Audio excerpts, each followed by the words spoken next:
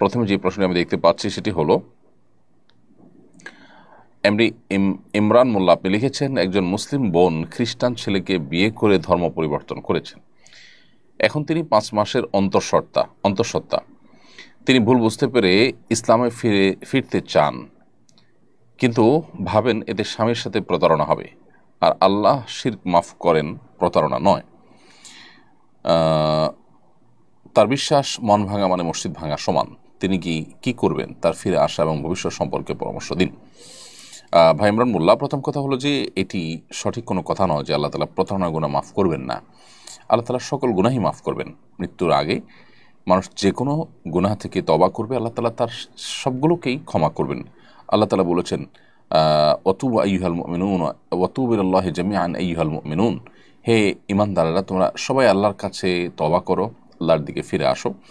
আল্লাহ বলেছেন, ইন্নাল্লাহা ইয়াগফিরুয যুনুবা জামিআ, আল্লাহ সকল গুনাহ মাফ করে দিবেন। অতএব প্রতারণা একটা পাপ, এমন কোনো পাপ নেই যে, এমন কোনো অপরাধ নেই যে অপরাধ করার পর প্রায়শ্চিত্ত করলে, মানুষ তওবা করলে, অনুশোচনা হলে তিনি সেখান থেকে ফিরে আসলে আল্লাহ তাআলা ক্ষমা করবেন না। সো প্রতারণার গুনাহ থেকেও তিনি আল্লাহ তাআলা মাফ করবেন, এক। দ্বিতীয়ত হলো, মানুষকে প্রতারিত করার চাইতে আল্লাহর সঙ্গে শিরকের ভয়াবহতাটা অনেক বেশি।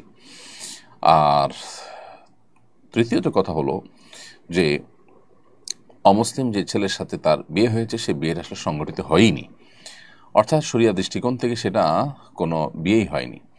আজকাল যে সমস্ত খ্রিস্টান আছে, বেশিরভাগ খ্রিস্টানরাই আসলে না যথাযথ খ্রিস্টান এবং না তাদেরকে আহলে কিতাব বলার মতো পর্যায়ে তারা পড়ে। সো এরকম মানুষদের সাথে বিয়ে হলে সে বিয়েটাই বিশুদ্ধ হয় না। অতএব যে ব্যক্তি আপনার স্বামী নন, যার সঙ্গে বিয়েটা আপনার বিশুদ্ধ হয়নি, সেখানে আপনার প্রতারণার প্রশ্নটাও আসে না। অতএব তার সঙ্গে বরং আপনার এখন যে সম্পর্ক আছে সেটা অবৈধ সম্পর্ক, সেটা থেকে সরে আসার আপনার জন্য আবশ্যক। আমাদের অনেকে দিন সম্পর্কে, ইসলাম সম্পর্কে বেসিক ধারণা না থাকার কারণে এই ধরনের নানা ধরনের ধোঁয়াশাপূর্ণ বিষয় আমাদের মাথায় আসে এবং বিভ্রান্তিতে আমরা পড়ে যাই। অতএব আমরা আশা করব যে আল্লাহ তাআলা তাকে হেদায়েতের পথে ফিরে আসার তৌফিক দিবেন এবং তাকে আমরা আহ্বান করবো ইসলামের পথে ফিরে আসার জন্য, নাহলে অনন্তকালের জাহান্নামের যাত্রা নিশ্চিত হয়ে যেতে পারে। আল্লাহ আমাদেরকে সবাইকে হেফাজত করুন। এরপরের প্রশ্ন হল, আলহামদুলিল্লাহ, এবার হজ সম্পন্ন করলাম, হজের শিক্ষা কিভাবে পরবর্তী জীবনে কাজে লাগাতে পারি, এ ব্যাপারে আপনার পরামর্শ নির্দেশনা কামনা করছি। ধন্যবাদ। আল্লাহ তাআলা আপনাকে আপনার হজকে সুসম্পন্ন করার তৌফিক দিয়েছেন এবং দোয়া করি আল্লাহ তাআলা আপনার হজকে হজ্জে মাবরুর, হজ্জে মাকবুল, এমন হজ যে হজ মানুষকে নিষ্পাপত্য এনে দেয়, সেরকম হজ হিসাবে আল্লাহ আপনার হজকে কবুল করুন। আর হজের শিক্ষাগুলোকে জীবনের পরবর্তী ধাপে বা পরবর্তী জীবনে ধরে রাখার জন্য আসলে অনেক স্ট্রাগল, অনেক পরিশ্রম, অনেক মেহনত আমাদেরকে করতে হবে। এর ভিতরে একটা পরিশ্রম হলো যে প্রতিনিয়ত হজের যে মাশায়েরগুলো, হজের যে জায়গাগুলো, সেই পবিত্র জায়গাগুলোর পবিত্র অনুভূতিগুলোকে আমরা বেশি থেকে বেশি স্মরণ করার চেষ্টা করব, রিমাইন্ড করার চেষ্টা করব এবং সেগুলোকে আমাদের উপলব্ধিতে জাগরুক রাখার চেষ্টা করব সবসময়। আর একটি ভালো পরিবেশ, যে পরিবেশ তাকওয়ার পরিবেশ, দ্বীনি পরিবেশ, নেককারদের পরিবেশ, সেরকম পরিবেশের মধ্যেও আমরা যথাযথভাবে আমাদের নিজেদেরকে এঙ্গেজ রাখার চেষ্টা করব, সময় কাটাবার চেষ্টা করব ইনশাআল্লাহ তাআলা। যখন মানুষ ভালো পরিবেশের মধ্যে থাকে, নেককারদের পরিবেশের মধ্যে থাকে, তাদের চৌহদ্দি এবং সারাউন্ডের মধ্যে থাকে, তখন তার জন্য দ্বীনের কাজ করা বা দ্বীনের পথে চলাটা তুলনামূলক সহজ হয়। অনেক হজ করে এসে নিজের আগের যে গড্ডালিকা, আগের যে স্রোত, আগের যে পরিবেশ, সেখানে হারিয়ে যান, যার কারণে তারা আর সেখান থেকে ব্যাক করতে পারে না। তো এই জায়গাটাতে আমাদের ফিরে আসাটা দরকার এবং গুরুত্বপূর্ণ। আল্লাহ আপনাকে সে তৌফিক দান করুন। সেই সাথে আল্লাহর কাছে খাসভাবে দোয়াও করতে হবে যে আল্লাহ আপনি আমাকে হেদায়েতের পথে পরিচালিত করুন, অবিচল রাখুন, হেদায়েতের থেকে যেন আমি বিচ্ছুত না হই, সেটি আল্লাহর কাছে দোয়াও করে যেতে হবে। আর এছাড়া হজ করে আসার পরে ইমানের কিছুটা চার্জ হয়, এরপর আবার রিচার্জ করতে হয়। একটা সময়ের পর আমরা যদি রিচার্জ না করি, তাহলে সেক্ষেত্রে আবার দেখা যায় আমরা ফিরে চলে যাই আগের জায়গায়। এই জন্য নিয়মিত আমাদের ইমানের নবায়ন করা দরকার, আমাদের ইমানের রিচার্জ করা দরকার। মাঝে মধ্যেই সেটা হজ উমরা করার মাধ্যমে হোক, কোনো দিনই পরিবেশে যাওয়ার মাধ্যমে হোক, কোনো দিনই পরিবেশের মধ্যে নির্দিষ্ট সময় নিজেকে রাখার মাধ্যমে হোক, বা যে কোনোভাবে আমরা এই রিচার্জের কাজটা নিয়মিত করে যেতে হবে। উচ্চ মাধ্যমিক শ্রেণীতে এনসিটিবি কর্তৃক প্রণীত ইসলামের ইতিহাস ও সংস্কৃতি বই নিয়ে সমালোচনা হচ্ছে। এই বইটি একাধিক সাহাবীর ব্যাপারে সমালোচনামূলক রচনা আছে। এই বইটিতে একাধিক সাহাবীর ব্যাপারে সমালোচনামূলক রচনা আছে। সাহাবীর মর্যাদা সম্পর্কে ইসলামের নির্দেশনা জানতে চাই। সাহাবা ইকরামের নির্দেশনা ইসলামের আলোকে সুপ্রতিষ্ঠিত, সুপ্রমাণিত এবং তাদের যে মর্যাদা সেটা রক্ষা করা একজন মুসলমানের কর্তব্য। নবী করিম সাল্লাল্লাহু আলাইহি সাল্লামের পরিষ্কার হাদিস রয়েছে, আমার সাহাবীরা তারা হেদায়েতের উপর আছে, তাদেরকে তোমরা যদি পথ নির্দেশ হিসেবে গ্রহণ করো তাহলে তোমরা হেদায়েত প্রাপ্ত হয়ে যাবে। তাদেরকে গালি দিও না, লা তাসুব্বু আসহাবি, তোমরা আমার সাহাবীদের সমালোচনা করো না।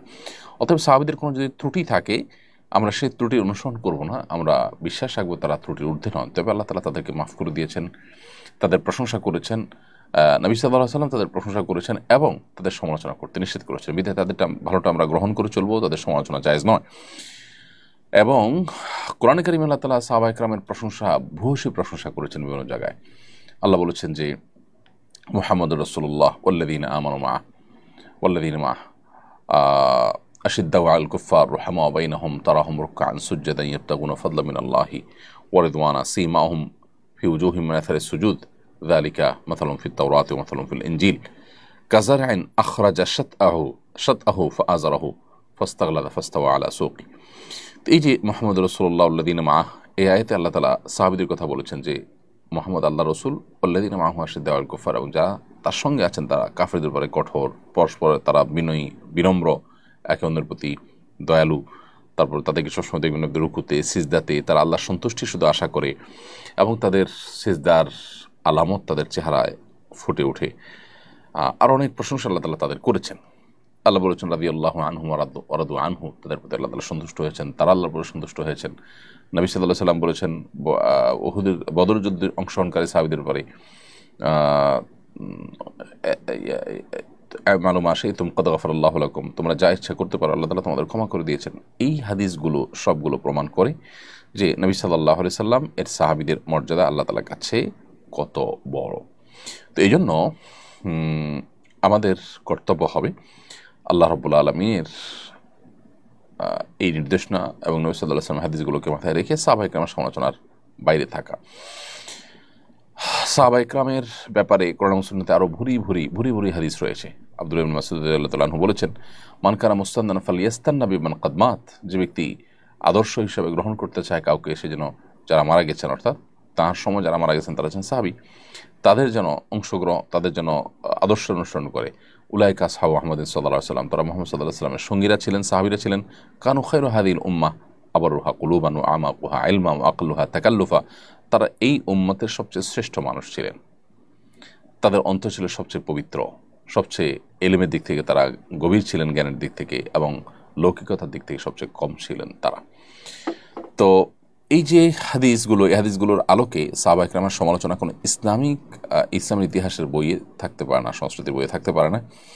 মূলত এনসিটিভি দীর্ঘদিন পর্যন্ত সেখানে বই পুস্তক রচনার জন্য, বিশেষ করে আপনার আমাদের নিচের দিকের বাচ্চাদের বই পুস্তক রচনার ক্ষেত্রে এমন কিছু লোককে সেখানে প্রশ্রয় দিয়ে রেখেছে এবং এমন কিছু লোক এনসিটিভির উপরে আপনার নিজেদের প্রভাব বিস্তার করে রেখেছে যে যুগ যুগ ধরে তাদের বিরুদ্ধে, বছরকে বছর তাদের বিরুদ্ধে আলোচনা করেও কোনোভাবে তাদেরকে নড়ানো যায়নি।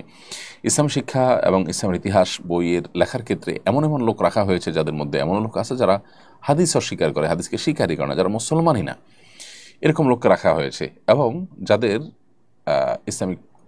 ইসলাম শিক্ষার কোনো ব্যাকগ্রাউন্ডের মানুষ তারা না, এরকম আনাড়ি মানুষজনকেও রাখা হয়েছে দুর্ভাগ্যজনকভাবে। একটি দেশের যদি উচ্চ মাধ্যমিকের যে আপনার পাঠ্যক্রম সেটা প্রণয়ন কমিটিতে যদি ধরনের লোক থাকে বা কর্তৃপক্ষ যেরকম দায়িত্বজ্ঞানহীন আচরণ করেন, তাহলে সেক্ষেত্রে সে দেশের আসলে ভবিষ্যৎ প্রজন্মের জন্য ভালো কিছু আশা করা কঠিন। এজন্য এনসিটিভিতে দীর্ঘদিন থেকে ঝেঁকে বসা ভূত দূর করাটা খুবই গুরুত্বপূর্ণ। আমি আশা করব যে যথাযথ কর্তৃপক্ষ সেটি খেয়াল করবেন। মোহাম্মদ সুমন মিয়া সম্ভবত আপনি লিখেছেন, আরবিতে নাম লিখেছেন কিন্তু পরিষ্কার না, তারপর আমরা ধরে নিচ্ছি সুমন মিয়াই। আপনি লিখেছেন, আমি সাধারণত মিথ্যা বলি না, কিন্তু গার্মেন্টসের চাকরি নেওয়ার জন্য অভিজ্ঞতা বাড়িয়ে বলি, যাতে চাকরি হয়, বেতন বেশি ধরে। এখন তো চিন্তায় শেষ হয়ে যাচ্ছে উপার্জন হারাম হচ্ছে কি না ভেবে, এ বিষয়ে জানিয়ে বাধিত করবেন। প্রিয় ভাই, মিথ্যা সর্বাবস্থায় জঘন্য অপরাধ, এবং মিথ্যা বলতে বলতে আল্লাহ তাআলার কাছে কাযযাব বা মিথ্যাবাদী হিসাবে যে তালিকা আছে সেই তালিকায় তার নাম চলে যায়। খুবই জঘন্য একটি বিষয়। আর মিথ্যাবাদীদের উপর আল্লাহ তাআলা লানত পতিত হয়। একজন ইমানদার জেনে শুনে ঠান্ডা মাথায় মিথ্যা বলতে পারে না কোনো অবস্থাতেই। অতএব আপনি যে জঘন্য অপরাধে লিপ্ত হয়েছেন সেজন্য আল্লাহ তাআলার কাছে তওবা করবেন। তবে এর কারণে আপনার সারা জীবন উপার্জন হারাম হয়ে যাবে, ব্যাপারটা সেরকম নয়। আপনি উপার্জন এখন যেটা করছেন সেটা আপনার শ্রমের বিনিময়ে পারিশ্রমিক নিচ্ছেন। অতএব শ্রম যতটুকু দিবেন সে ততটুকুর বিনিময়ে পারিশ্রমিক গ্রহণ করা আপনার জন্য হালাল হবে। কিন্তু একই সাথে শুরুতে চাকরিটা নেওয়ার ক্ষেত্রে যে মিথ্যার আশ্রয় নিয়েছেন সেজন্য আল্লাহ তাআলার কাছে আপনার পরিপূর্ণ খাঁটি অন্তরে তওবা নাসুহা বা খাঁটি তওবা আপনাকে করতে হবে। ইরান ইসরায়েলের যুদ্ধের পরিপ্রেক্ষিতে সাধারণ মুসলিম হিসাবে আমাদের করণীয় কি?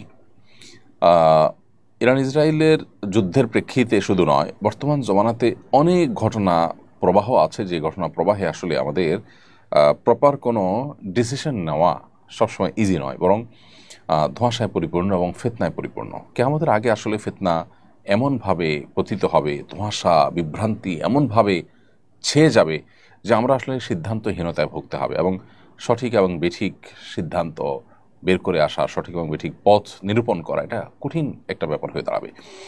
ইরান ইসরায়েল যুদ্ধের ক্ষেত্রে ব্যাপারটা অত জটিল না হলেও একেবারে সহজও নয়। একদিকে আমরা জানি যে ইরান তারা আমাদের কেবলাকে কেবলা মানে, আমাদের রসুলকে রসুল মানে ইরানের শিয়ারা।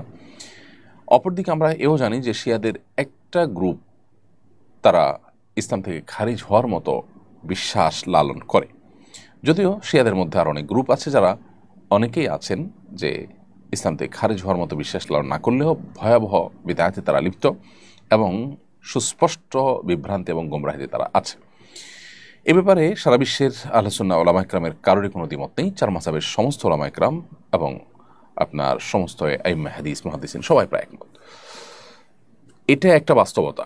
আরেকটা বাস্তবতা হলো যে আমরা জানি সিরিয়া সহ ইরাক সহ মধ্যপ্রাচ্যের অনেকগুলো দেশে এই শিয়া প্রধান দেশটি ইরান বিভিন্ন সময় হামলা চালিয়েছে এবং বিশেষ করে অতি সম্প্রতি সিরিয়াতে হাজার হাজার বরং লাখো আহলে সুন্নাহর আলেমদেরকে হত্যা করেছে, মসজিদগুলোকে ভেঙেছে, দখল করেছে এবং সেখানে আপনার শিরকের রামরাজত্ব কায়েম করেছে। বিশেষ করে বাশার আল আসাদ যে কসাই হিসাবে পরিচিত, লক্ষ লক্ষ মানুষের জীবনহানি করেছে, যে সে নিজে ইরানের অনুগত এবং ইরানের সহযোগিতা নিয়ে সে তার এই জুলুমগুলো চালিয়েছে। তো এটা একটা বাস্তবতা।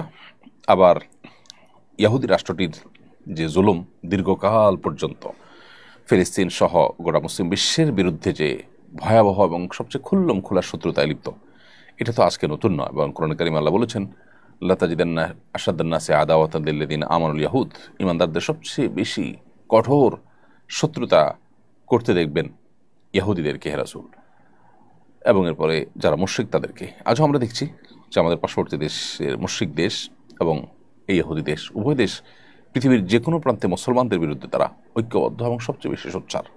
তো এই জন্য এই দুইটার মধ্যে আসলে আমরা কোনো একটাকে আপনার দেওয়া, প্রায়োরিটি দেওয়া এমনিতে জটিল। তবে এটা ঠিক যে আমরা যারা আমাদের আহলে কেবলা নয় সেই ইহুদিদেরকে এক সাইডে রাখলে অবশ্যই শিয়ারা যারা আমাদের কেবলাকে কেবলা মানেন, যাদের সাথে আমাদের অনেক দিক থেকে মিল আছে, তারা আমাদের সন্দেহাতীতভাবে আমাদের বহু কাছাকাছি, সেই জায়গা থেকে তাদের প্রতি আমাদের সিম্প্যাথি, তাদের প্রতি আমাদের সমর্থন থাকার কথা সূরা রুমের মূলনীতির আলোকে। এর পাশাপাশি তারা এই চলমান যে আগ্রাসন, সে আগ্রাসনের মধ্যে তারা মাজলুমের ভূমিকা আছে। সেই জায়গা থেকে আমরা মাজলুমের পক্ষাবলম্বন করাটা এটা হলো আমাদের জন্য সবসময় কর্তব্য। আমরা কোনো অবস্থাতে জালেমের সহযোগী বা জালেমের সমর্থন এটা আমরা কোনো অবস্থাতে করতে পারি না। সেই সাথে আল্লাহ তাআলার কাছে আমাদের একটা কমন দোয়া থাকা দরকার, আল্লাহ চলমান সমস্ত ঘটনা প্রবাহের শেষ পরিণতি যেন ইসলাম এবং মুসলমানদের জন্য কল্যাণ বয়ে আনে। সে দোয়াটা আমরা মনে প্রাণে আল্লাহ তাআলার কাছে বেশি বেশি নিবেদন করব এবং সকল প্রকার জুলুমের অবসান, জালেমের পতনকে আমরা আল্লাহ তাআলার কাছে কামনা করব কায়মন বাক্যে। এবং সেই সাথে ইরান এবং শিয়া যারা আছেন তাদের প্রতি আমাদের আহ্বান থাকবে যে এই রকম পরিস্থিতিতে আজ সারা বিশ্বের প্রায় আহলে সুন্নাহর আলেম এবং শাসকরা ইরানের তাদের প্রিভিয়াস যে আহলে সুন্নাহর আলেমদের প্রতি জুলুম, নির্যাতন, তাদের প্রতি আপনার হত্যাযজ্ঞ, এগুলো সত্ত্বেও ইরানের প্রতি তাদের যে সিম্প্যাথি, ইরানের প্রতি তাদের যে সমর্থন সেটা তারা জানাচ্ছেন। অতএব তারাও ভবিষ্যতে আহলে কেবলা নিজের স্বগোত্রীয় ভাইদের সাথে আচরণ করার ক্ষেত্রে তারা যেন আরও দায়িত্বশীলতার পরিচয় দেন। এমনি সাইদুল ইসলাম আপনি লিখেছেন, ডিশ লাইনের ব্যবসা করা কি জায়েজ হবে? উত্তর হলো যে ডিশ লাইনের মাধ্যমে কেউ যদি ভালো কোনো চ্যানেল নেন, যে চ্যানেলে কোরআন তেলাওয়াত আসবে, বাচ্চাদের জন্য কোনো কিছু থাকবে, হারাম কিছু থাকবে না, তাহলে সেটা জায়েজ হতে পারে। কিন্তু যদি বেশিরভাগ ক্ষেত্রেই সেখানে হারাম এবং আপনার শরিয়া নিষিদ্ধ যে বিষয় আছে সেগুলো দেখার, বা সেই সব চ্যানেলগুলো, যে চ্যানেলগুলোতে সারাক্ষণ হারামের আপনার প্রচার প্রসার হতে থাকে, সেগুলোই আপনার বেশিরভাগ ক্ষেত্রে মানুষ নেয় বা সেই চ্যানেলগুলো আপনার সাবস্ক্রাইব করে মানুষ, তাহলে সেক্ষেত্রে এই ব্যবসা করা জায়েজ হবে না। কারণ হলো, আমি ব্যবসা করা মানে মানুষকে নিশ্চিত গুনাহের দিকে ঠেলে দেওয়া। অনলাইনের বিজনেস অর্থাৎ নেটের বিজনেসটা এর চাইতে কিছুটা ব্যতিক্রম। কারণ হলো, নেটের বিজনেসে আমরা জানি যে সাধারণত নেট জিনিসটাই হলো এরকম যেটা দিয়ে সব রকম কাজ করা যায়, ভালো মন্দ সব অপশন আছে। আর ডিশ লাইনের ব্যবসাটা হলো যে ডিশ লাইনের আপনার যে চ্যানেলগুলো আপনি তাকে সাবস্ক্রাইব করে দিবেন, বেশিরভাগ ক্ষেত্রেই এগুলো সব চ্যানেলগুলো সেট করে দিতে হয়, সেখানে আপনাকে দিতেই হবে হারামগুলোকে সেট করে। তো সেই জায়গা থেকে এটি আসলে জায়েজ হওয়ার কথা নয়। সংসদে নারীদের জন্য সংরক্ষিত আসন 50 থেকে বাড়িয়ে 100 করা হচ্ছে, বিষয়টা আপনি সঙ্গত মনে করেন কিনা? বিষয়টা পরিপূর্ণই অসঙ্গত। আমার বিশ্বাস এদেশের আপামর সাধারণ মানুষের মতামত নিলে সাধারণ মানুষ এটাকে গ্রহণ করবে না। এটা নারী বিদ্বেষ থেকে নয়, বরং নারীর প্রতি শুভাকাঙ্ক্ষিতা, নারীর প্রতি শ্রদ্ধার জায়গা থেকে। বিশেষ করে জুলাই আন্দোলন যেটি হয়েছে কোটার বিরুদ্ধে, সেই কোটা যখন ডাবল করে দেওয়া হয় তখন সেটা সন্দেহাতীতভাবে মেনে নেওয়ার মতো বিষয় হয় না। দ্বিতীয়ত, নারীকে আপনি সংরক্ষিত আসন দেওয়ার মানেই তাকে আপনি দুর্বল মনে করছেন। যদি আপনি মনে করেন নারী পুরুষেরই সমান, তাহলে সেক্ষেত্রে নারী তো পুরুষের সাথে লড়াই করে, নির্বাচন করে, তার যোগ্যতা দেখিয়ে তিনি সংসদে আসার কথা। কিন্তু তার জন্য আপনি কোটা করে দিচ্ছেন, তার মানে কি দাঁড়ালো? তার মানে হলো তাদেরকে আপনি দুর্বল ভাবছেন, তারা পুরুষের সাথে লড়াই করে আসতে পারবে না। হ্যাঁ, আপনি বলতে পারেন যে পুরুষের সাথে লড়াই করার মতো পরিবেশ নাই, হান নাই, তার নাই। তাহলে সেক্ষেত্রে কতদিন এই কোটা আপনি টেনে যাবেন? এই কোটা যদি নারীর জন্য করেন, তাহলে অনেকের জন্য আরও কোটা করতে হবে। তাহলে সেক্ষেত্রে সেই কোটার পর আপনি কি করবেন? সেই কোটাও কি আপনি রাখবেন কিনা? আরও বহু কোটাই তো আপনাকে রাখতে হবে। মূলত আমরা তো কোটার বিরুদ্ধে প্রত্যেকটা মানুষ অবস্থান নিচ্ছে, মেধার উপরে আমরা সবাই নির্ভর করতে চাচ্ছি। সবচেয়ে বড় বিষয় সেটি হলো যে পৃথিবীর অন্য যে সমস্ত দেশে নারীদের জন্য সংরক্ষিত আসন আছে, বেশিরভাগ দেশেই 10% বা 15%, 16-17% এর কাছাকাছি পার্সেন্টেজ আছে সংরক্ষিত আসন। এরকম আপনার প্রায় 1/3 আসন নারীর জন্য সংরক্ষিত রাখা জাতীয় সংসদে, এটার নজির খুবই কম। তো আমাদের দেশে দীর্ঘদিন থেকে এই যে চর্চাটা চলে আসছে, এর ফলে যেটা হয় যে বড় বড় সাহেব, বড় বড় নেতাদের মিসেসদেরকে এমপি বানানোর খাহেশ পূরণ হয়। যারা আসলে সেরকম ক্যাপাবল থাকেন না আইন প্রণয়ন করার ক্ষেত্রে, রাষ্ট্রকে তারা সার্ভ করার মতো তেমন কোনো যোগ্যতা তাদের থাকে না। বিগত সময়ে আমরা দেখেছি যে এই সংরক্ষিত আসনে এমপি হওয়া মহিলাদের অনেকে সংসদে কথা বলছেন, যেটা হাসির পাত্র হয়েছে, এবং একটা বক্তব্য দেওয়ার মতো যোগ্যতা, বাংলা পড়া লেখা দেখে দেখে পড়ার মতো যোগ্যতাও তাদের অনেকের ছিল না। তো তারা আসলে জাতীয় সংসদে এসে কি করবেন, রাষ্ট্রের জন্য কি দেয়ার আছে তাদের, সেটা বলার অপেক্ষা রাখে না। অথচ সংরক্ষিত আসনের সুবাদে প্রত্যেকটা দল যখন যারা ক্ষমতা আছে, তারা তাদের মতো করে, বা যারা যে কোটা পাচ্ছে তারা সে অনুপাতে তাদের মতো করে লোক নির্বাচন করতে পারছে। তো এতে যোগ্য লোকদের উঠে আসার সম্ভাবনা কমে যায়, রাষ্ট্রের টাকা অপচয় হয়, এবং অযোগ্য লোকরা এই সমস্ত চেয়ারগুলোতে বসে যায়। এই জন্য এটার আমরা বিরোধিতা করছি। আমরা মনে করি যে নারীকে এভাবে সম্মান দেওয়া যায় না। নারীকে যদি আপনি সংরক্ষিত আসন 100 না 200টাও দিয়ে দেন, তাতে কি নারীকে সম্মান দিতে পারবেন? আপনি বিগত আমলে আমরা 50টা সংরক্ষিত আসন দেখেছি। সেই সংরক্ষিত আসন থাকার পর কি নারীর নির্যাতন কমে গেছে? নারীর মর্যাদা সব জায়গায় প্রতিষ্ঠিত হয়ে গেছে? সংসদের নেত্রী তিনি নিজে খোদ নারী হওয়ার পরও, স্পিকার বিরোধী দলের নেত্রী নারী হওয়ার পরও নারীর মর্যাদা পরিপূর্ণভাবে প্রতিষ্ঠিত হয়নি। আসলে এভাবে নারীর মর্যাদা প্রতিষ্ঠিত হবে না।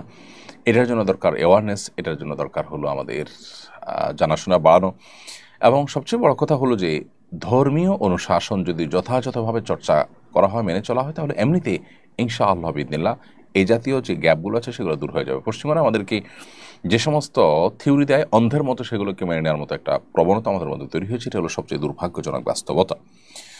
ওয়াইদুর রহমান আপনি লিখেছেন, হাসপাতাল থেকে লাইভ দেখছি, আমার জন্য দোয়া করবেন, আল্লাহ যেন সুস্থতা দান করেন। ভাই ওয়াইদুর রহমান, আল্লাহ তাআলা আপনাকে পরিপূর্ণ সুস্থতা দান করুক, আমরা দোয়া করি। আপনি সহ আমাদের যে সমস্ত ভাই বোনেরা গোটা বিশ্ব জুড়ে অসুস্থ অবস্থায় হসপিটালে কাতরাচ্ছেন বা অসুস্থ আছেন, আল্লাহ তাআলা তাদের সবাইকে শেফা কামিলা আজেলা দান করুন। এরপরে প্রশ্ন হলো, কোরবানির চামড়া যথাযথ মূল্য না পাওয়ায় অনেকে চামড়া নদীতে ফেলে দিয়েছেন কিংবা মাটিতে পুঁতে ফেলেছেন, এভাবে সম্পদ নষ্ট করা জায়েজ আছে কিনা, ন্যায্য মূল্য না পেলে করণীয় কি? প্রথম কথা হলো যে চামড়া বিক্রি করা না গেলে চামড়া নিজে ব্যবহার করা, বিশেষ করে রান্না করে খাওয়ার মতো প্রসেস আজকাল অনলাইনে অহরহ পাওয়া যায়। সো সেগুলো অনুসরণ করে আমরা এই সম্পদকে নষ্ট না করে সেটার ব্যবহার করার চেষ্টা করতে পারি। দ্বিতীয়ত কথা হলো, যদি সেরকম কোনো স্কোপ না থাকে, সুযোগ না থাকে, সেরকম সময় বা আপনার সার্বিক সুযোগ যদি না থাকে, তাহলে সেক্ষেত্রে কেউ যদি মাটিতে পুঁতে ফেলে তিনি গুনাহগার হবেন না ইনশাআল্লাহ, কারণ এটা তারপরে একরকম বোঝার মতো। কেউ যদি সেটা গ্রহণ করার মতো না থাকে, নিজে ব্যবহার করার মতো সুযোগ তার না থাকে সেভাবে, তাহলে সেক্ষেত্রে মাটিতে পুঁতে ফেলাটা নাজায়েজ হবে না। তবে এখানে যথাযথ কর্তৃপক্ষ যারা আছেন তাদের বিরাট বড় একটা দায় চলে আসে যে এত বড় মূল্যবান একটি সম্পদ সেটিকে যথাযথভাবে সংগ্রহ করা, সেটা যথাযথ ব্যবহার করার ব্যাপারে তাদের আরও জোরালো ভূমিকা থাকা দরকার, যথাযথ ভূমিকা পালন করা দরকার। দীর্ঘকাল চামড়ার যথাযথ মূল্য পাওয়া যেত, চামড়া শিল্প আমাদের দেশে যথেষ্ট সমৃদ্ধ ছিল, কিন্তু গত বেশ কয়েক বছর বিগত সরকারের আমলে এটিকে ধ্বংস করে দেওয়া হয়েছে। এটাকে পুনরুদ্ধার করাটা সময়ের সবচেয়ে প্রয়োজনীয় কাজগুলোর মধ্যে থেকে একটি। এইচ.এম. মাহমুদুল হাসান আপনি লিখেছেন, স্ত্রীকে মহারণার টাকা না দিয়ে সেই টাকা দিয়ে ওমরা করতে পারবো কিনা? মানুষের কাছে টাকাটা শুধু মহারার টাকাই থাকে না, আর টাকা থাকে, সেগুলো দিয়ে ওমরা করতে পারেন। এখন যদি মহরের জন্য রেখে দেওয়া টাকা ওইটা ভেঙে আপনি ওমরা করেন আর অন্য কোনো টাকা আপনার কাছে না থাকে, তো এটা জায়েজ হবে না, কারণ আপনার জন্য ওমরা করার চাইতে মহর পরিশোধ করাটা বেশি গুরুত্বপূর্ণ। মহরটা হলো স্ত্রীর অধিকার, আপনার দেনা তার প্রতি। তো মানুষের দেনা ঝুলিয়ে রেখে সে যে টাকা দিয়ে দেনা পরিশোধ করতেন সে টাকা দিয়ে ওমরা করলে সেটা নাজায়েজ হবে। আর যদি ওমরা করেছে যে টাকা দিয়ে তার বাইরেও মহারণা পরিশোধ করার মতো আপনার আরও টাকা থাকে, তাহলে সেটা তো নাজায়েজ হবে না, অর্থাৎ ওমরা করা নাজায়েজ হবে না। তবে একই সাথে মহারণা দেরিতে দেওয়া বা মোহর না দেওয়া সেটা কিন্তু গুনাহের কথা। হজ করে আসার পরে নাকি ব্যবসা বাণিজ্য ও জমি জিরাতের দেখভাল করা যায় না? হজ করার পরে কেউ বৈষয়িক কাজে যুক্ত হলে বিষয়টা মানুষ মন্দ দৃষ্টিতে দেখে, এ কারণে মানুষ কর্মক্ষম অবস্থায় হজ করতে আগ্রহী হয় না। হজ করার পর কি আসলেই বৈষয়িক কাজ করা নিষিদ্ধ?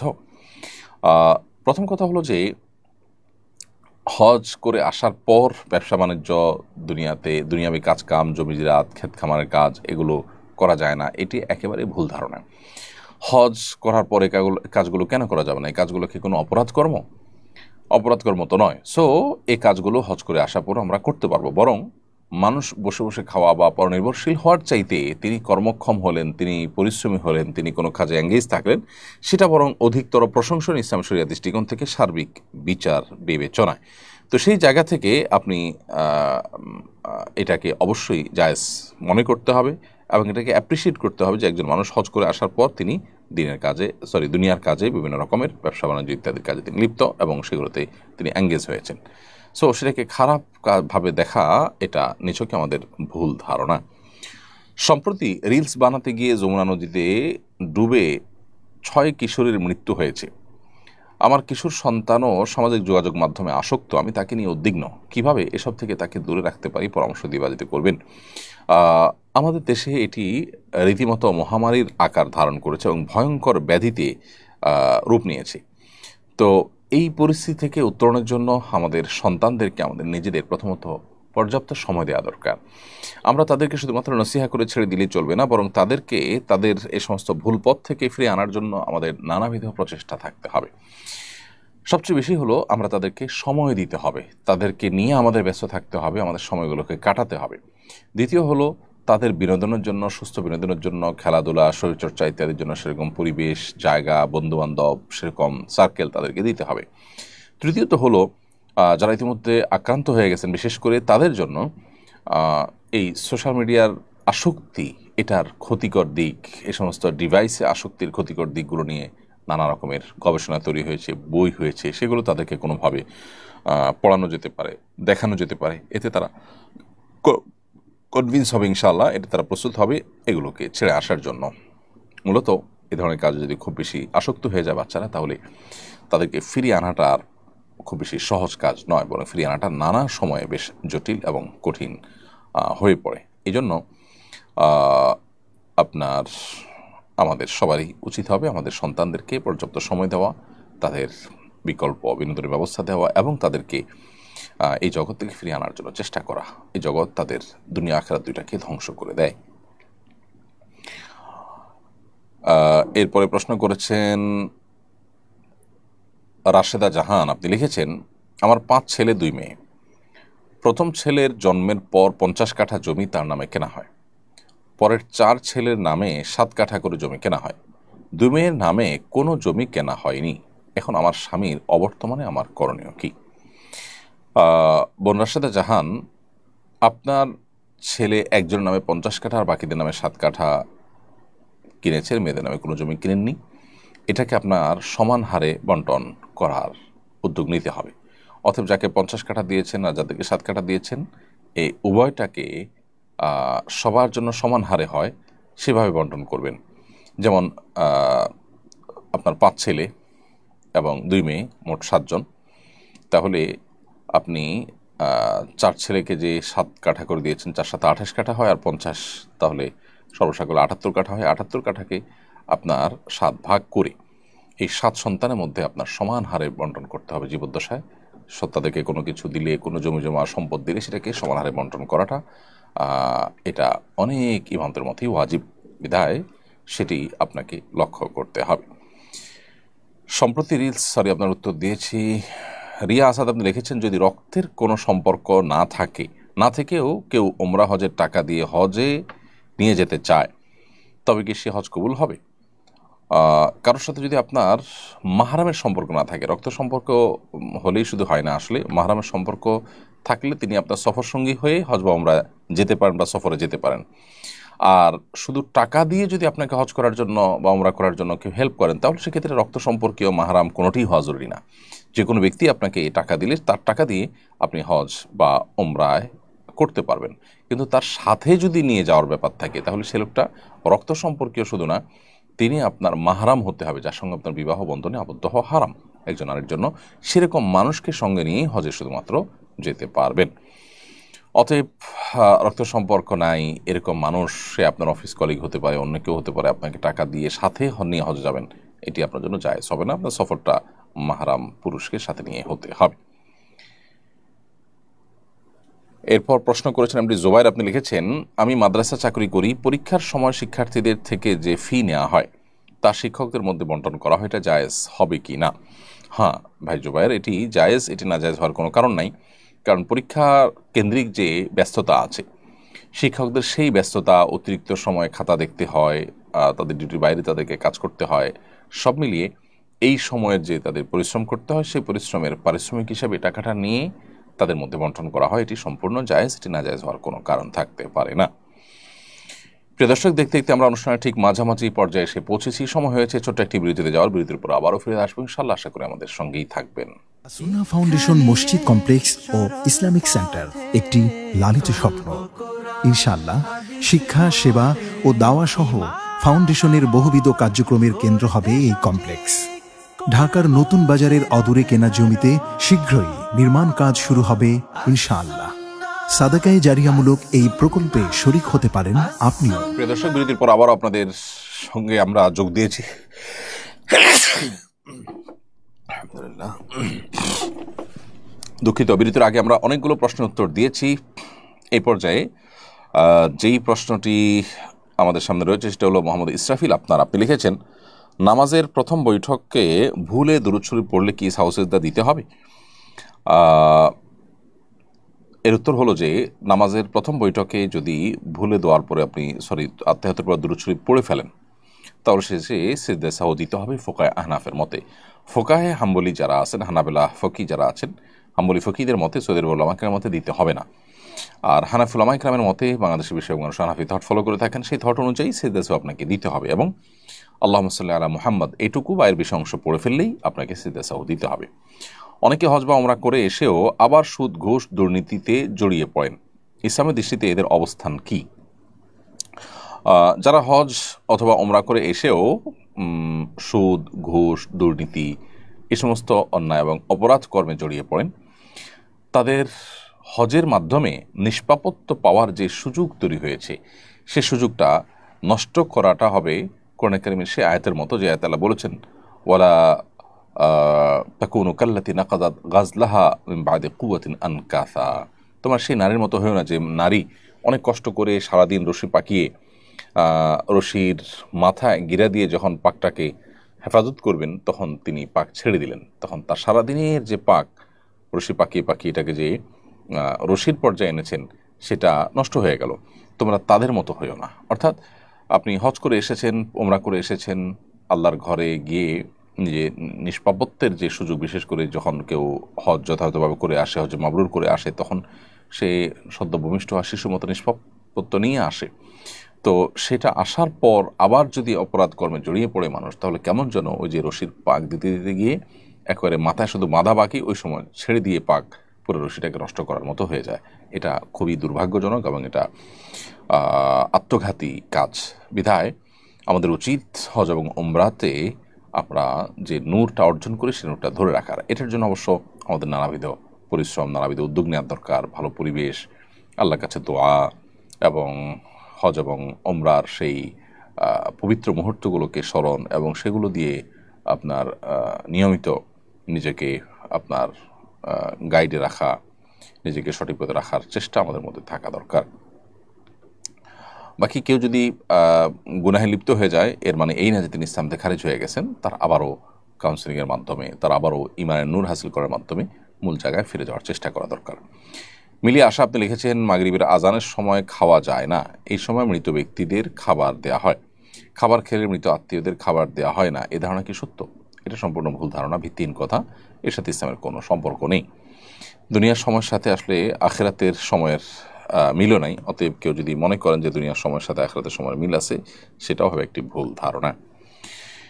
আমি একটি মসজিদের ইমাম খতিব হিসেবে দায়িত্ব পালন করছি। আমি কাজ ও চিন্তা পছন্দ করি, একজন ইমাম হিসেবে সমাজে কিভাবে দাওয়াতি কাজ আঞ্জাম দিতে পারি এবং আমার মসজিদকে কেবল নামাজের জায়গা না হয়ে কিভাবে সমাজ সংস্কারের কেন্দ্র বানাতে পারি, আপনার পরামর্শ দিক নির্দেশনা কামনা করছি। আলহামদুলিল্লাহ, আমরা ইতিমধ্যে মসজিদের ইমাম খতিবদের জন্য একটা প্ল্যান তৈরি করেছি, যেটা খুব শীঘ্রই আমরা ঘোষণা করব এবং সেখানে মসজিদের ইমাম খতিবদেরকে মসজিদের নামাজের বাইরেও সামাজিক নানাবিধ কাজের মাধ্যমে তাদেরকে সংযুক্ত করা এবং মসজিদকে সমাজের কল্যাণের কেন্দ্রবিন্দুতে পরিণত করার জন্য আমরা সর্বাত্মক চেষ্টা চালাবো ইনশাআল্লাহ তাআলা। আমি আশা করছি যে খুব শীঘ্রই সেই ঘোষণা আমরা দিতে পারবো, আপনি তখন সেটিকে অনুসরণ করতে পারেন। আমরা আপাতত আপনাকে যে পরামর্শটা দিতে পারি সেটি হলো যে মসজিদে নানাবিধ কল্যাণমূলক কাজ, সামাজিক কাজের উদ্যোগ নেওয়া যেতে পারে। যেমন মসজিদের আশপাশটাকে পরিচ্ছন্ন করা, পরিবেশটাকে সুরক্ষিত রাখা। এই যে এখন চতুর্দিকে ডেঙ্গু মশার প্রাদুর্ভাব দেখা দিচ্ছে, এই সময়টাতে পরিচ্ছন্নতা অভিযান চালানো, কোথাও পানি জমে থাকলে সেটা আপনার পরিচ্ছন্ন করার জন্য সামাজিক ভলান্টিয়ার উদ্যোগ নেওয়া যেতে পারে। এর বাইরে পরিবারগুলোতে যে কলহ হয়ে থাকে, দাম্পত্য কলহটা দূর করার জন্য কাউন্সেলিংয়ের প্রোগ্রাম উদ্যোগ নেওয়া যেতে পারে। খতিব সাহেব, ইমাম সাহেবরা ঘরে ঘরে গিয়ে মানুষকে সার্ভিস দিতে পারেন। দারিদ্র্য বিমোচনমূলক নানা উদ্যোগ হতে পারে। এই সমস্ত উদ্যোগগুলো নিয়ে আমরা মসজিদকে প্রকৃত অর্থেই একটি সামাজিক প্রতিষ্ঠানে রূপ দিতে পারি। কেচ সুরাইয়া রিমি আপনি লিখেছেন, 4 রাকাত ফরজ নামাজের ক্ষেত্রে 2 রাকাত পড়ার পর তাশাহুদ না পড়ে দাঁড়িয়ে পড়লে করণীয় কি? সাজদা করলে কি নামাজ হবে? উত্তর হলো হ্যাঁ, সাজদা করলে নামাজ হয়ে যাবে। আপনার 2 রাকাত ফরজ 4 রাকাত নামাজের মধ্যে দ্বিতীয় রাকাতে বসাটা আপনার জন্য ওয়াজিব ছিল, সে ওয়াজিব তরক হয়েছে দাঁড়িয়ে যাওয়াতে, তাতে আপনার নামাজ নষ্ট হয়ে যাবে না। শেষে সেজদা সাউ দিলে নামাজ বিশুদ্ধ হয়ে যাবে ইনশাআল্লাহ তাআলা। আপনার এই বছরের হজের অভিজ্ঞতা সম্পর্কে জানাবেন। আগামী বছর হজ করার নিয়ত করেছি, আপনার অভিজ্ঞতার আলোকে জানাবেন কিভাবে প্রস্তুতি নিতে পারি। এবছর হজের অভিজ্ঞতা খুবই ভালো আলহামদুলিল্লাহ। বাংলাদেশ পাহাড় তো বটেই, এর বাইরেও সৌদি পাহাড় যেটা মূল, সেখানে আলহামদুলিল্লাহ এবছর হজের কার্যক্রম বেশিরভাগ মানুষের কাছেই বেশ পছন্দ হয়েছে। অন্য যে কোনো বছরের তুলনায় সেখানকার এবারের ব্যবস্থাপনা বেশ ভালো ছিল।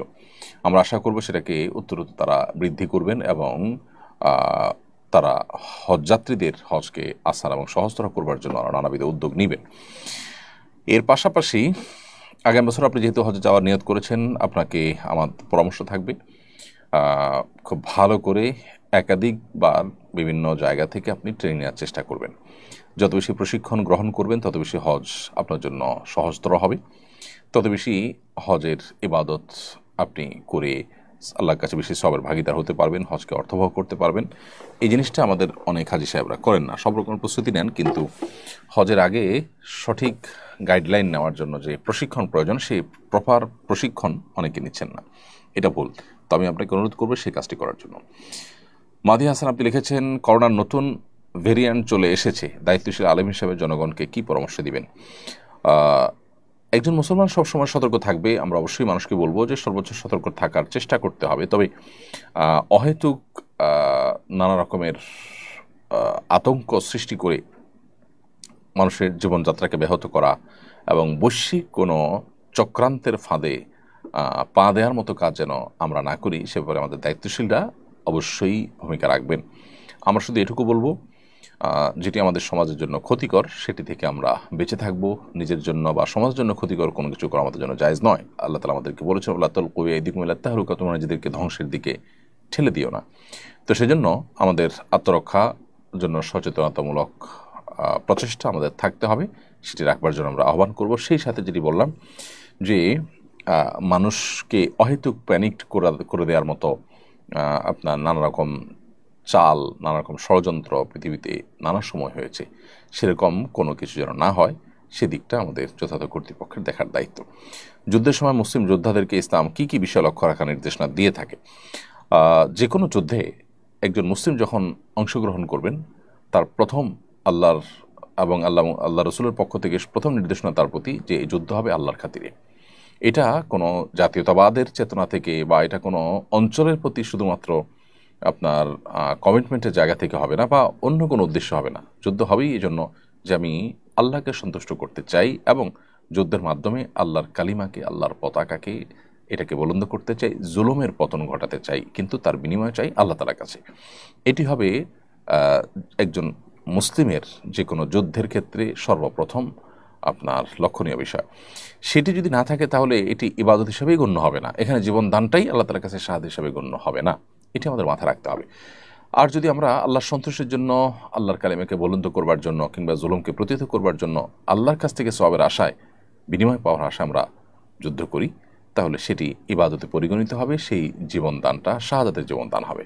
এর বাইরে যে কোনো যুদ্ধের ক্ষেত্রেই নবী করিম সাল্লাল্লাহু আলাইহি ওয়াসাল্লামের কমন কিছু নির্দেশনা আছে। এর ভিতরে একটা হলো যে তিনি আমাদেরকে যুদ্ধক্ষেত্রেও অমানবিক আচরণ করতে নিষেধ করেন, পৈশাচিক আনন্দ উল্লাস করতে নিষেধ করেন এবং প্রতিপক্ষের কোনো মানুষ মারা গেলে তার লাশ নিয়ে পৈশাচিক আনন্দ করা, সেখানে কাটাছেঁড়া করা, সেটাকে টুকরা বিটুকরা করা কিংবা সেটাকে নিয়ে সেখানে বিকৃত করা, এগুলো সবগুলোই কিন্তু নবী সাল্লাল্লাহু আলাইহি ওয়াসাল্লাম আমাদেরকে নিষেধ করেছেন। তার পাশাপাশি নারী এবং শিশু, বৃদ্ধ এবং বিভিন্ন উপাসনারত মানুষদেরকে হত্যা করতে নবী সাল্লাল্লাহু আলাইহি ওয়াসাল্লাম নিষেধ করেছেন।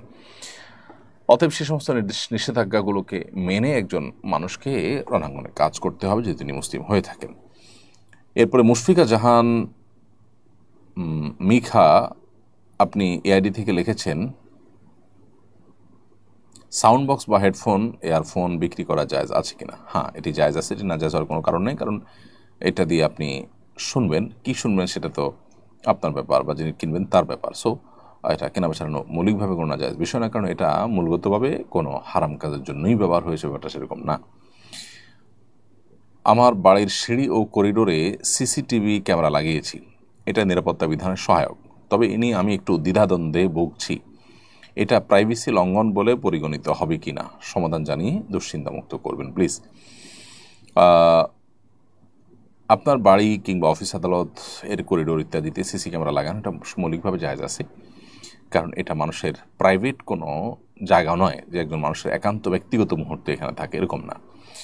এটা যেহেতু পাবলিক প্লেসের মতোই সবার চলাচলের জায়গা, বিধায় এখানে সিসি ক্যামেরা থাকাটা দর্শনীয় নয়।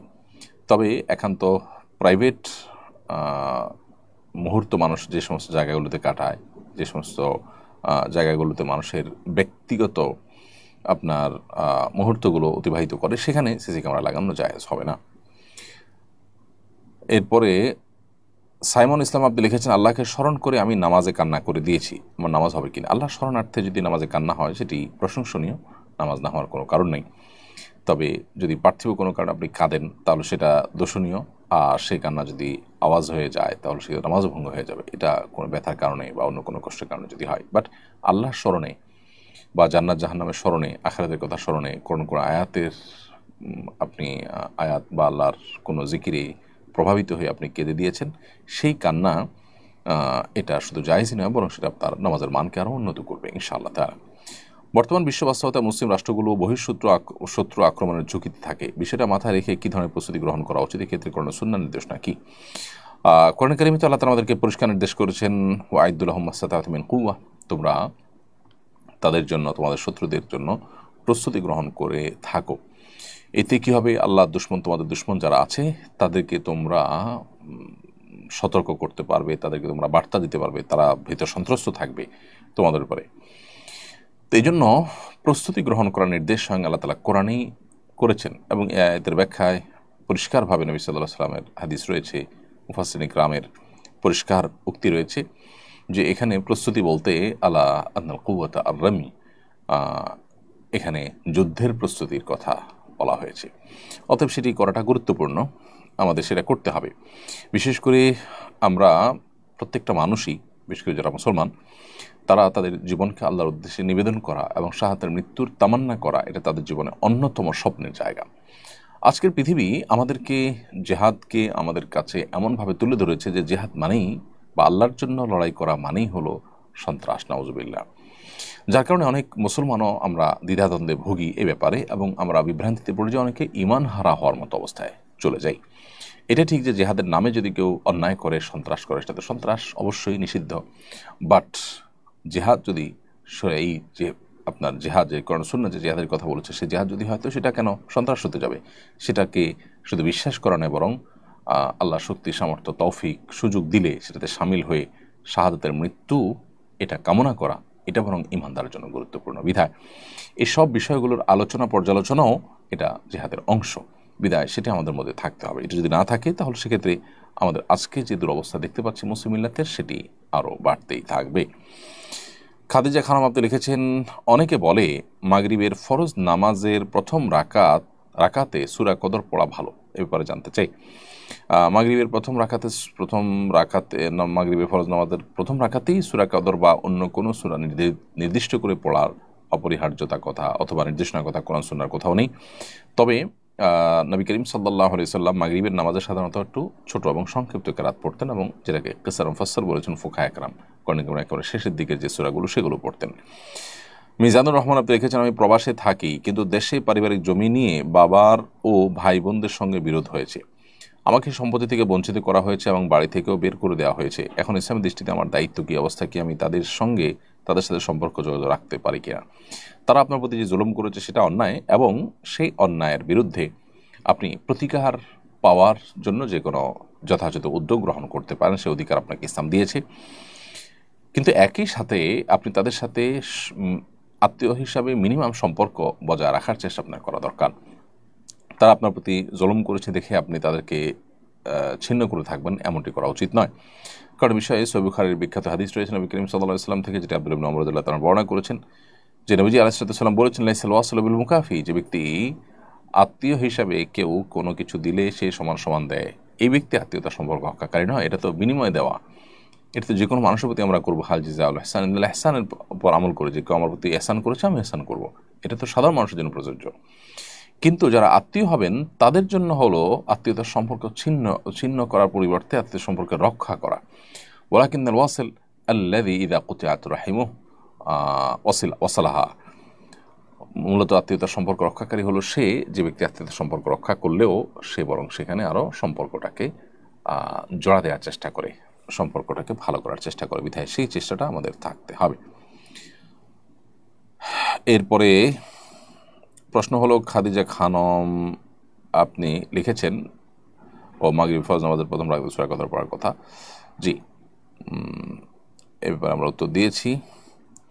সাবরিনা রহমান লিখেছেন, আমার ছোট মামা মারা গিয়েছেন, আমার মামি ওনার ভাসুর আর জায়ের সাথে আগামী বছর হজে যেতে চান, উনি কি যেতে পারবেন? উত্তর হলো না, ভাসুর মাহরাম নন, অতএব কোনো মাহরাম পুরুষের সাথে তার হজে যেতে হবে।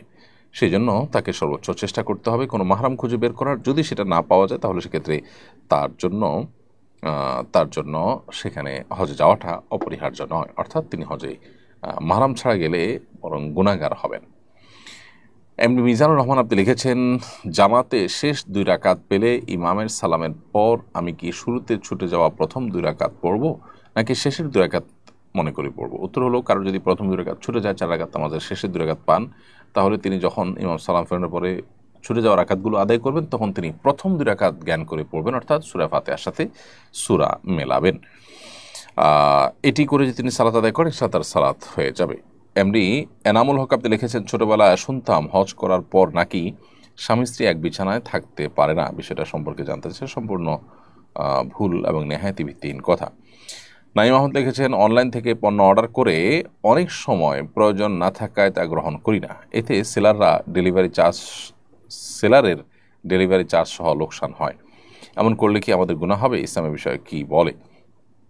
এটা তো এক ধরনের প্রতারণা। আমি যদি অর্ডার দিয়ে সেটা গ্রহণ না করি, অর্ডার দেওয়ার পর যদি আমার সিদ্ধান্ত পরিবর্তন হয় তাহলে তার দায়টা আমার। তবে যদি যৌক্তিক কারণ সিদ্ধান্ত পরিবর্তন হয়, যেমন অর্ডার দিয়েছি যা, সেটা দেখার পর আমি বাস্তবে পেয়েছি ভিন্ন জিনিস, তাহলে সেক্ষেত্রে ফেরত দেওয়ার অধিকার আমাদের আছে। আর না হলে ফেরত দিলে তার ডেলিভারি চার্জ আমাকে বহন করতে হবে এবং সেটা বিক্রেতাকে দিতে হবে। এমনি রাকিব হাসান আপনি লিখেছেন, মেধা বাড়ানোর কোনো আমল আছে কিনা, থাকলে বলবেন প্লিজ। আল্লাহ তাআলার কাছে সাধারণভাবে দোয়া করবেন, গুনাহের কাজগুলো থেকে বিরত থাকবেন এবং বর্তমান যুগে বিশেষ করে মেধা বিনষ্টকারী যে সমস্ত আসক্তিগুলো আছে, সোশ্যাল মিডিয়া ইত্যাদি, মোবাইল ইত্যাদি, সেগুলো থেকে নিজেকে বাঁচিয়ে রাখবেন। এই বহুবিধ প্রচেষ্টার মাধ্যমে ইনশাআল্লাহ বিদিল্লাহ আমরা আমাদের মেধাকে বাড়াবার চেষ্টা করতে পারি। তাহমিন আখতার আপনি লিখেছেন, আমার বাবা ব্যাংক থেকে লোন নিয়েছিলেন, শোধ করতে না পারায় জেলখানায় আছেন বর্তমানে। আমার প্রশ্ন হচ্ছে, ব্যাংকের লোন শোধ না করে যদি আব্বু মারা যায় তাহলে কি লোন গ্রহণের শাস্তি আব্বুকে পেতে হবে? লোন দেওয়ার মতো অবস্থায়ও নেই তিনি, লোন প্রায় 1 কোটি টাকার মতো সব মিলিয়ে। সাধারণত সুদী লোনই হয়ে থাকে আমাদের দেশে, সচরাচর কর্মশাল ব্যাংকগুলো থেকে মানুষ লোন নেন, সুদভিত্তিক লোনই হয়ে থাকে। সুদভিত্তিক লোন যদি হয়ে থাকে তাহলে সেক্ষেত্রে এই লোন নেওয়া তো গুনাহের কথা হয়েছে, লোন নেওয়ার কারণে তিনি গুনাহগার হবেন, আবার লোন পরিশোধ না করার কারণে তিনি আরেক গুনাহগার হবেন। এবং এই দায় থেকে তাকে মুক্তির জন্য প্রথমত তিনি সুদী লোন যেটা নিয়েছেন সেটার জন্য তওবা করতে হবে, যে জীবনে আর কখনো তার যত প্রয়োজনই হোক তিনি এরকম কোনো সুদের কারবার জড়াবেন না, এই মর্মে তাকে তওবা করতে হবে। তওবা করলে আশা করা যায় সে গুনাহ আল্লাহ তাআলা তার মাফ করবেন। কিন্তু আপনার বাবার যে লোন হয়েছে ব্যাংকের প্রতি, সে লোন পরিশোধ করার চেষ্টা তার সর্বোচ্চ থাকতে হবে এবং জমি জমা স্থাবর অস্থাবর সম্পদ বিক্রি করে হলেও তার লোন দেওয়ার সর্বোচ্চ চেষ্টা করতে হবে। যদি তিনি সর্বোচ্চ চেষ্টা করেন, কোনো কারণে ফেঁসে গিয়ে থাকেন, তাহলে আশা করা যায় তিনি গুনাহগার হবেন না। তবে তার মৃত্যুর পর তার সন্তানদের উচিত হবে বাবাকে লোন মুক্ত করা, তার রেখে যাওয়া সম্পদের সব বিক্রি করে হলেও আগে লোনটা পরিশোধ করার উদ্যোগ নিতে হবে। তাহলে ইনশাআল্লাহ তার কাছে আশা করা যায় দায়মুক্ত হতে পারবেন। জেসমিন আক্তার লিখেছেন, কেউ যদি কারোর জন্য আত্মহত্যা করে তার দায় কি যার জন্য আত্মহত্যা করেছেন তার উপর বর্তাবে? না, তার দায় তার উপরে বর্তাবে না, কারণ আল্লাহ তাআলা বলেছেন, ওয়াল্লাহ তাজিরু ওয়াজরাতুন উজরা উখরা, কারোর পাপের বোঝা অন্য কেউ বহন করবে না। এবং কোরআন সুন্নাহর কোথাও এরকম কোনো কথা বলা হয়নি যে একজনের পাপের বোঝা আরেকজন বহন করবে। সেজন্য যে আত্মহত্যা করেছে তার দায় তার নিজের উপরেই বর্তাবে, অন্য কারোর উপরে সেটি বর্তাবে না। তবে কেউ যদি তাকে প্ররোচিত করে থাকে, কারোর কারণে যদি তিনি এই ভুল পথে এসে থাকেন, তাহলে যতটুকু দায় আছে, যতটুকু তার ভূমিকা আছে এক্ষেত্রে, সেটার জন্য তিনি অবশ্যই আল্লাহ তাআলার কাছে জবাবদিহিতার মুখোমুখি হবেন। তবে এর মানে এই নয় যে আত্মহত্যাকারী মাপ পেয়ে যাবেন। তিনি তার গুনাহের জন্য, তার এই পাপের জন্য, অপরাধের জন্য, আত্মহত্যার এই কবিরা গুনাহের জন্য স্বতন্ত্রভাবে আল্লাহ তাআলার কাছে শাস্তির মুখোমুখি হবেন। এটা হলো সবচেয়ে দুর্ভাগ্যজনক বাস্তবতা যে কোনো ব্যক্তি দুনিয়ার কোনো কষ্ট থেকে মুক্তি লাভের জন্য আত্মহত্যার পথ বাছাই করে নিলেন। দুনিয়ার কষ্ট থেকে তিনি আপাত দৃষ্টিতে মুক্তি পেলেও আখিরাতের অনন্ত অসীমকালের কষ্টের পথে তিনি পা বাড়ালেন, তাহলে কষ্ট তার আসলে আরও বাড়লো, কমলো না। এটা হলো সবচেয়ে দুর্ভাগ্যজনক বাস্তবতা। মিনহাজুল আমিন জিন্দি এটি থেকে আপনি লিখেছেন, বিবাহের আগে মেয়ের বা ছেলের সম্পর্কে যখন জিজ্ঞাসা করা হয় তখন অনেক সময় অতিরঞ্জিত গুণাগুণ বলা হয়, যা পরে সত্য হয় না। যদি সত্য বলে বিবাহ ভেঙে যায় তাহলে কি গুনাহ হবে? এসব ক্ষেত্রে আমরা কি করতে পারি? অতিরঞ্জন বা বাড়িয়ে বলা এটা জায়েজ নয়, বরং যথাযথ বর্ণনা আমাদেরকে দিতে হবে। এটা আমানতদারিতে, এটা সাক্ষ্য দেওয়ার মতো। আপনি কারোর পরে যখন সাক্ষ্য দিবেন, তো সাক্ষ্য দেওয়ার ক্ষেত্রে আপনাকে সত্য সাক্ষ্য দিতে হবে, সেখানে মিথ্যা কোনো কথা বলতে পারবেন না, বাড়িয়ে কোনো কিছু বলতে পারবেন না। যদি বলেন সেটি হবে গুনাহের কারণ। একই সাথে আমাদের এও মাথায় রাখতে হবে যে সত্য এবং সঠিক কথা বলার কারণে যদি বিবাহ ভেঙে যায় তাহলে সেটাকে উপস্থাপন করতে হবে এমনভাবে যে একটা মানুষের নিশ্চয়ই ভালো মন্দ মিলিয়ে মানুষ, অতএব সেটাকেই তুলে ধরতে হবে। এরপরও যদি বিবাহ ভেঙে যায়, যাক, কারণ হলো যারা বিবাহ করতে আগ্রহী হবে তারা যদি সেই সমস্যাগুলোর কথা জেনেও বিবাহ করেন সেটা হবে টেকসই ইনশাআল্লাহ। আর তা যদি না হয় তাহলে একসময় তারা যখন এই সমস্যাগুলো জানতে পারবেন তখন টানাপোড়েন সৃষ্টি হবে, বিবাহ ভাঙবে। অতএব আগে বিবাহ না হওয়াটা বিবাহ হয়ে ভাঙার চাইতে নিশ্চয়ই তুলনামূলকভাবে শ্রেয়। আমাদের এক প্রতিবেশীর ছেলে আত্মহত্যা করেছে। ছেলেকে তার বাবা হিফজখানায় দিয়েছিলেন, আর হাফেজ হওয়ার মতো উপযোগী মেধা তার ছিল না। 8 বছরে 25 পারা পড়তে পেরেছে ছেলেটি। এ অবস্থায়ও পরিবার তাকে চাপে রাখত, হিফজ না পড়তে চাইলে বাবা বেদম মার দিত। সেই ছেলে আগে একবার ফাঁস নেওয়ার চেষ্টা করেছে, তবু পরিবার নিবৃত্ত হয়নি। দ্বিতীয়বার সে বিষ খেয়ে আত্মহত্যা করে। এ বিষয়ে অভিভাবকদের কিছু বলবেন? ইন্না লিল্লাহি ওয়া ইন্না ইলাইহি রাজিউন। খুবই জঘন্য কথা। এ ধরনের ঘটনা যদি সত্যি ঘটে থাকে কোথাও, তাহলে এই অভিভাবকদের আল্লাহর কাছে তওবা নাসুহা করা দরকার। তাদের নিজেদের এই কাজের জন্য প্রায়শ্চিত্ত করা দরকার, জীবনের সবচেয়ে বড় এবং সবচেয়ে শক্তিশালী প্রায়শ্চিত্ত। কারণ হলো, প্রথমত একটি অপ্রাপ্তবয়স্ক নাবালেগ শিশু, তাকে কোনো কিছুর জন্য চাপ দেওয়া এভাবে, সেটাই শরীরের দৃষ্টিকোণ থেকে না জায়েজ। খোদ নামাজের জন্য তো এইভাবে চাপ দেওয়ার অধিকার ইসলাম আমাদেরকে দেয়নি। সেখানে ফরজ নামাজ এটার চাইতে কোরআন কারীমের হাফেজ হওয়াটা তো বেশি গুরুত্বপূর্ণ নয়? তাহলে এর জন্য চাপ দেওয়াটা বেশিরভাগ ক্ষেত্রেই আমাদের নিজেদের খাহেশ পূরণ করার জায়গা থেকে, আমরা হাফেজের বাবা হতে চাই, হাফেজ হবে, আমরা গাল গল্প দিতে পারবো, এই সমস্ত জায়গা থেকে। তো এগুলো সন্দেহাতীতভাবে ভুল। অনেক বাবা মা আছেন পড়ালেখার জন্য সন্তানকে মাত্রাতিরিক্ত চাপাচাপি করেন, যেগুলো তাদেরকে আরও বেশি ক্ষতিগ্রস্ত করে, ডিপ্রেসড করে ফেলে। তো সেই অবস্থানে যাওয়া আমাদের জন্য জায়েজ নয়। অতএব এত বড় একটা দুর্ঘটনা যে ঘটেছে, এটার হত্যার দায় কিছুটা বাবা মার উপরে চলে আসে। কারণ তারা একবার যেহেতু বাচ্চা এরকম পথে যাচ্ছিল, এরপরে তারা যখন নিবৃত্ত হয়নি, তাহলে তার জন্য তাদেরকে অবশ্যই আল্লাহ তাআলার কাছে তওবা নাসুহা করতে হবে, এবং যথাযথ তওবা না করলে এটির ক্ষমা লাভ করার পথ খুবই কঠিন। শুভ হাসান লিখেছেন, জাদুটোনা নষ্ট করার জন্য কোন আমলও দোয়া করব? জাদুটোনা নষ্ট করার জন্য 3 কুলের আমল সবচেয়ে গুরুত্বপূর্ণ। সূরা ইখলাস, সূরা ফালাক, সূরা নাস 3 বার পড়ে ফু দেওয়া। এছাড়া এটার জন্য যথাযথ উপায় রুকিয়া শরঈয়া বা শরঈ ঝাড়ফুঁক যারা করেন তাদের শরণাপন্ন হয়ে বা পরামর্শ নিয়ে আমরা রুকিয়া করতে পারি। ইনশাআল্লাহ এর মাধ্যমে জাদু বা ব্ল্যাক ম্যাজিকের সমস্যা থেকে আমরা আত্মরক্ষা করতে পারবো বা এটাকে নষ্ট করতে পারবো, ব্ল্যাক ম্যাজিককে। আহমেদ আইডি থেকে আপনি লিখেছেন, আমেরিকান অস্ট্রেলিয়ান পাত্র কিংবা পাত্রী বিবাহ করে ওইসব দেশে সেটেল হওয়া জায়েজ হবে কিনা? প্রথম কথা হলো যে আপনি যে কোনো দেশে সেটেল হবেন, সেই সেটেল হওয়াটা যদি হয় অমুসলিম প্রধান এলাকাতে, তাহলে সেখানে শুধুই জাগতিক কারণে একটু উন্নত জীবনযাপন করার জন্য সেটেল হতে গেলে সেটা নাজায়েজ হবে। কারণ নবী করিম সাল্লাল্লাহু আলাইহি ওয়াসাল্লাম বলেছেন, আনা বারিউম মিন কুল্লি মুসলিমিন মুকিমিন বাইনা আযহুরিল মুশরিকিন। যে মুসলিম মুশরিকদের মধ্যে, কাফিরদের মধ্যে বসবাস করে তার ব্যাপারে আমি মুক্ত, তারপরে কোনো দায়িত্ব আমি গ্রহণ করব না। অর্থাৎ সে বেঈমান হয়ে যাক অথবা তার ঈমান পরিবেশের কারণে প্রভাবিত হয়ে নষ্ট হয়ে যাক, এবারে কোনো দায়িত্ব নবী সাল্লাল্লাহু আলাইহি ওয়াসাল্লাম নেবেন না। খুবই ভয়াবহ একটি ব্যাপার। তো এই জন্য অমুসলিম প্রধান এলাকাতে বসবাস করলে আমাদের উদ্দেশ্য হতে হবে প্রথমত সাময়িক পড়াশোনা, ব্যবসা বাণিজ্য ইত্যাদির জন্য বসবাস, অথবা স্থায়ী বসবাস হলেও সেখানে আমাদের উদ্দেশ্য হবে মূলত দিন প্রচার, দাওয়াতি কাজ, আল্লাহর দিনকে সেখানে রিপ্রেজেন্ট করা, মানুষের কাছে পৌঁছে দেওয়া। এটা যখন আমাদের টার্গেট হবে তখন আমরা নিজেরা সিরিয়াস দিনদার হব এবং আমাদের ঈমান আমলকে হেফাজত করতে পারবো। বহু মানুষ আছেন যারা এ সমস্ত পরিবেশে গিয়ে নিজেদেরকে হারিয়ে ফেলেছেন, তারা কুফুরির যে স্রোত, সে স্রোতে ভেসে গেছেন এবং ঈমান হারা হয়ে গেছেন। অনেকে নিজেরা টিকতে পারলেও তাদের পরবর্তী জেনারেশন ধ্বংস হয়ে গেছে, আবার অনেকের দ্বিতীয় জেনারেশনকে টেকাতে পারলেও তৃতীয় জেনারেশন নষ্ট হয়ে গিয়েছে। এই জন্য এই সমস্ত জায়গায় যেতে হবে মূলত দিনই চেতনা থেকে।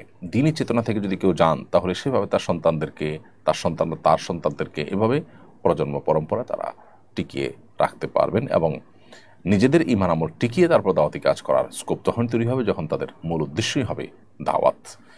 অতএব সেই চিন্তা ছাড়া শুধু পার্থিব ভালো জীবন অতিবাহিত করার জন্য মূলত এরকমটি করা সঠিক হবে না। এরপরে মেহরিমা সুলতান নূর আপনি লিখেছেন, আমি প্রেম করে বিয়ে করেছি কিন্তু শ্বশুরবাড়ির কেউ আমাকে মন থেকে মেনে নেয়নি। 6 বছর ধরে ভালো ব্যবহার করেও তাদের মন পাইনি। স্বামী বিদেশে থাকে, সবসময় পরিবারের কথা শুনে আমাকে সন্দেহ করে, গালি দেয় এবং সংসার ভাঙার হুমকি দেয়। আমি তাকে খুব ভালোবাসি, তবু সে সম্পর্ক ছিন্ন করার কথা বলে। ইসলামের দৃষ্টিতে আমাদের করণীয় কি? স্বামী স্ত্রী উভয়ে ভালো বিদগ্ধ বিচক্ষণ কোনো আলিমের শরণাপন্ন হতে পারেন, কাউন্সেলিং নিতে পারেন। উভয়ে পরস্পরের অধিকারগুলো সম্পর্কে পড়াশোনা, জ্ঞান অর্জন করা এবং ভালো মানুষের সোহবত সান্নিধ্য নেওয়া, এটা আপনাদের জন্য গুরুত্বপূর্ণ। আমার মনে হয় আপনাদের নিজেদের যে কলহ সেটা দূরের জন্য, বিশেষ করে আপনার স্বামীর উপরে আপনি যে অভিযোগ করেছেন সেটা যদি সত্য হয়ে থাকে তাহলে তার জন্য এটা আরও বেশি গুরুত্বপূর্ণ। বিধায় সেই বিষয়টি আপনি তাকে দেওয়ার চেষ্টা করেন।